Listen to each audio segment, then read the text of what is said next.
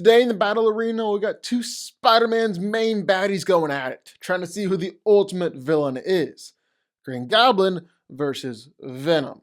So who's coming out on top here? Who's gonna win? Let's get into it.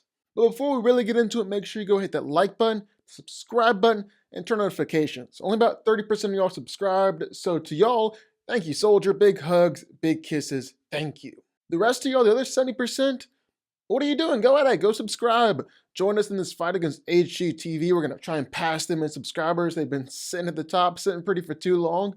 We're coming for them. And plus, you get extra big hugs, extra big kisses at the start of the video. So what are you doing? Go subscribe. Now let's get into the video.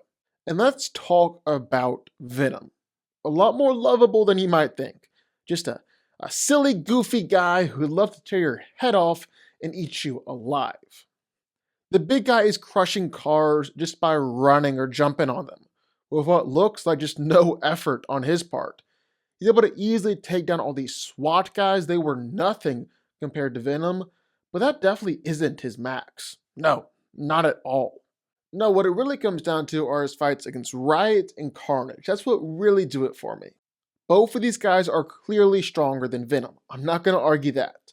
Riot's out here tearing up spaceships. Carnage is literally leaving, well, carnage everywhere he goes. Both of them are stronger than Venom. I know it, you know it, even Venom knows it. Time to die! That's the spirit! I mean us! We are going to die! But the thing is, Venom still puts himself out there, still faces up to the challenge, even when he definitely doesn't want to. And you know what? He did well each time, put up a good fight each time, got his hits in on Riot, kinda evenly matching him, even held the upper hand at the start of the fight with Carnage, before Carnage ate a holy man and got a power up. Basically what I'm saying is that while Venom might not be as strong as either of these two, he's in the same tier, or on that same level. Plus it definitely helps that Venom is pretty freaking tough. For starters, he's bulletproof. Like all around, just completely bulletproof. Seriously, cannot stress this enough. Dude doesn't even give two F's about bullets. On top of that, Venom's been batted away a couple 100 feet. Was hit with a freaking nasty heel stomp. Then launched back again another couple 100 feet. He took it all. Then he took all sorts of attacks from Carnage too. Was thrown and hit and trashed all around by that guy. And that's not even mentioning his healing factor. See here, perfect example. He was stabbed through the heart, literally all over, and he lived. Or here, where he healed from this crash. Or here, where he healed from this. Or what about when Carnage stabbed him like 30, 40, 50 times and Venom kept on fighting? Even started being burned alive by a massive fireball. That's a healing factor like Wolverine or Deadpool or something, man. See, yeah, Venom has some nice things going for him. He really, truly does. But so does Osborn. So does Green Goblin. So Norman Osborn wasn't just a businessman. He was a little bit of a scientist himself. I'm something of a scientist myself. And so like any good businessman and scientist before him, like the Bruce Waynes and the Tony Starks, Norman Osborn made a lot of his money off of government contracts. And the government contract he landed was to basically create a super soldier.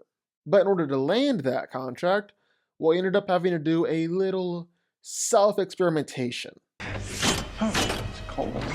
And of course, that never ends up well. And so, the Green Goblin was born. Before Osborn even experimented on himself, the enhancer allowed rats to grow 800% in strength. 800% increase. So that's just a baseline of what we're talking about here. He's able to pick up and just chuck guys around. The guy's nuts. He stopped Spider-Man's punch cold, then sent Spider-Man flying with a kick, even overpowered Pete straight up against the wall. And that's not the only time he's sent Spider-Man flying with a punch. He's really just consistently beat the crap out of Peter. It's not even funny. Then there was his fight against the other Spider-Man, slamming him through multiple floors, busting everything up all around them, basically destroying parts of an apartment building. I think it's important here. If we're simply basing how strong Green Goblin is based off how he scales to the other Spider-Men, well then I think it's important that we really hone in, specify, know just how strong Spider-Man is. Gotta define our terms, so let's get specific here. So the two best strength feats these Spider-Men have shown us, the train and the ferry. NYC subway train cars, fully loaded, weigh around 44 tons. The train has 10 cars, meaning that there's 440 tons here, all moving at 80 miles per hour. That Spider-Man has to bring to a complete dead stop. Long story short, with some math that I found online, adding in force and acceleration and all that, Spider-Man here is coming out to 100 times stronger than the strongest human performing the world's heaviest truck pull. 100 times stronger than that guy. And then with the ferry, well, it's actually the Staten Island ferry, a real-life ferry that travels around NYC. There are a lot of models of the Staten Island ferry out there, so let's just pick the newest one, which would equal out to 3,000 tons. And in the scene, he was holding them together for a good couple seconds before Tony shows up. 3,000 tons converts to 6 million pounds, and now we can simply divide it in half to get a total of 3 million pounds. So that means that Spidey was able to hold over 3 million pounds in each hand. That means Spidey's greatest feat of strength was able to hold 1,500 tons in each hand. Of course, that's not taking into account at all the webbing that Peter just shot around. So I really actually doubt that Peter is thousands of tons strong, but I think for the most part the point still stands. If Green Goblin can fight against, overpower both these Spider-Men, then he's around this same tier. He's easily in this same tier. He's also crazy tough. Yeah, Gobby is plenty tough. I mean, I can't tell you how many times Spider-Man just really let him have it, just laid into him, and Goblin acted like nothing had happened. Like Pete throws him around, nothing. Spider-Man knocks a big wall down on top of him, no big deal. Spider-Man just pounds the crap out of him, Goblin is still standing. This Spider-Man brutally beats him all over the face. Osborn literally just laughs it off. So physically, probably close to a draw. I think fighting against both Spider-Men is an insanely impressive showing. Definitely puts Green Goblin in the running for strongest villain here.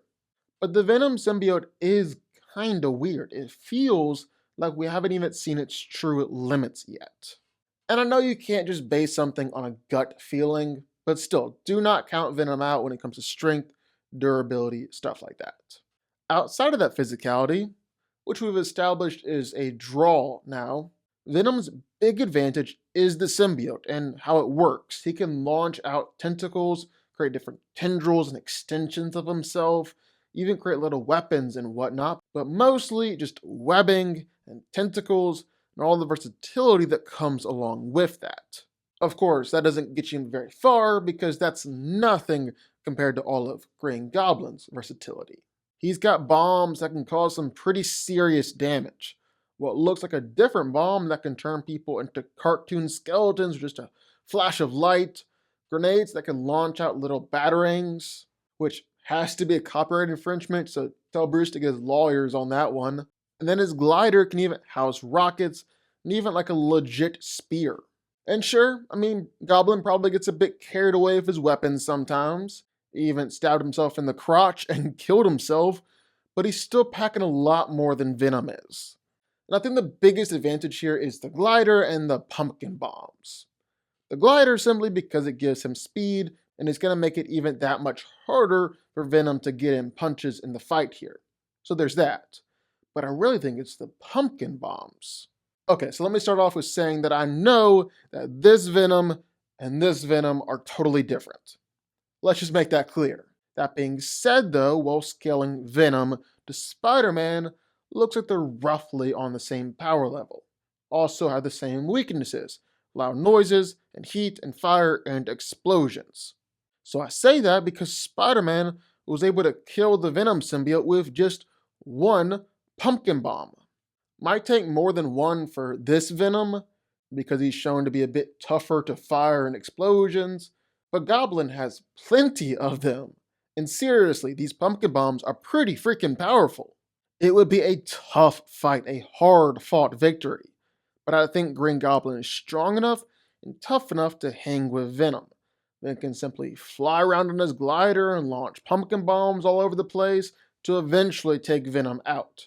It's pretty nice when you can exploit a weakness like that, isn't it? Green Goblin wins. But what do y'all think? Sign off in the comments down below. Who do you think wins this fight, Green Goblin or Venom?